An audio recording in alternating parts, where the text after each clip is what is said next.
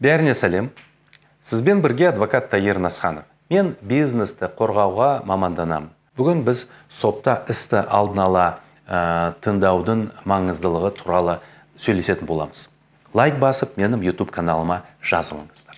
Тәжірибемде қылмыстық істердің бірі бойынша мен істі алдын ала тыңдаудан 2 рет қайтаруға қол жеткіздім. Сонымен қатар тергеуді бас прокуратураға жүргізді. Бірақ істің нашар зерттелген және заң бұзушылықтардың анық болғаны сонша, судьялар басты сот талқылауларына өтуге батылы жетпеді. Нәтижесінде 2-ші қайтаудан кейін іс тоқтатылды.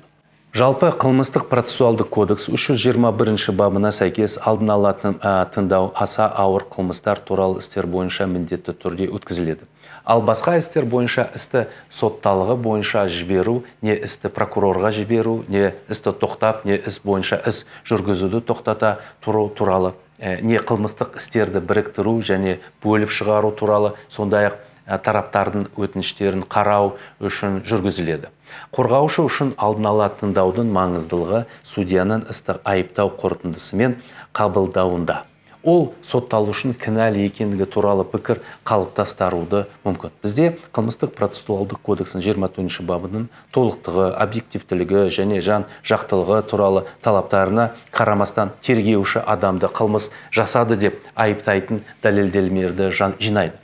Қорғаушы бұрын айтылғандай, бұл кезінде әртүрлі өтініштер, соның ішінде қылмыстық құрамының жоқтығы бойынша істі тоқтату туралы өтініштер жасай алады және оның себептерін көрсете алады. Әрине, шын өмірде бұл кезінде ешбір судья ол істі тоқтатпайды.